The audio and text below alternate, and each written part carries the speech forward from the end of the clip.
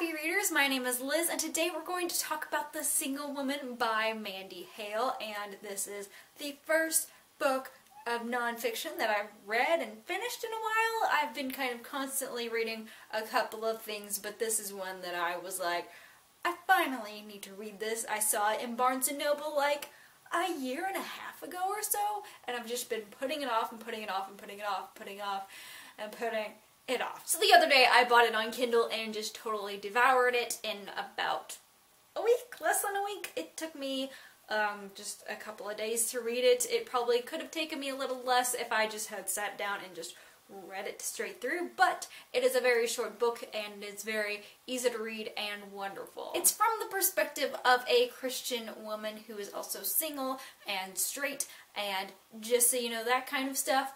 That's there, so if you want that perspective, it's pretty good, and it also is quite feminine, so if you like some girly girl kind of talk there too, that is there as well. Something that I really liked about this book that kind of stuck out to me was that it does not act like singleness is a bad thing. Like, yes, she's like, God is calling me to be married one day, those kinds of things, but at the same time, she's like, don't not have a good life. Please have a good life. Please have a good life right now.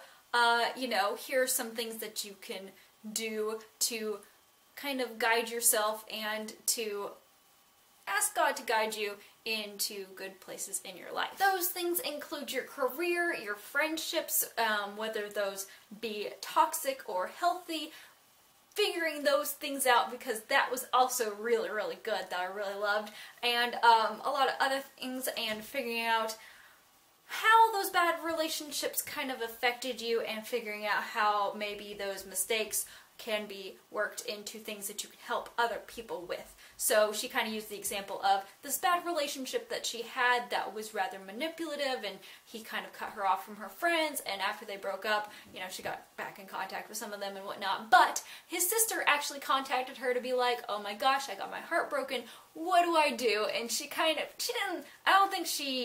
didn't say anything about like, oh, it's this particular example, but she was like, here are some books that you can read that will really, really help you. And so she kind of was able to turn it around and be like, here are some things that really helped me. There are some lessons that are a little bit sing-songy, so to like rhyme some stuff, some different lines, but I think that really helped me with being like, oh, this will kind of help me and jog my memory if I ever see these kinds of things again. It's kind of silly sometimes, but at the same time, like, again, the rhyming stuff, it helped you in elementary school. You know, you see the Hannah Montana episode where she makes a song out of the bones and whatever body parts, and it helped. So, you know, it's good. Sometimes the level of cheese does not determine the quality of a book, but this was just a lot of fun that she added that stuff in there, and the little quotes of, the single woman says, blah, blah, blah, blah, blah, and it's just like a nice little reminder and things, because what I got out of it was just like confirmation of, you're okay, there's nothing wrong with you, you're fine,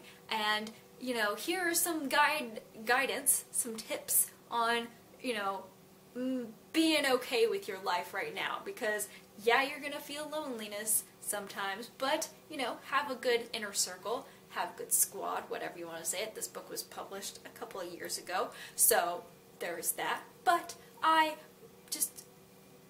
where was I going with that? I don't know, but I really enjoyed this book. I really liked it a lot, and I really am looking forward to her new book. It comes out on February 2nd. She did not ask me to say this or anything at all. I just saw that there was a new book, and it's a devotional, or it's a prayer book, so like every day there's a prayer, I think.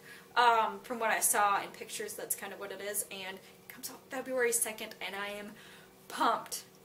I'll be somewhere else outside of home, but I am gonna go search it down because it looks extremely wonderful and I can't wait to read it.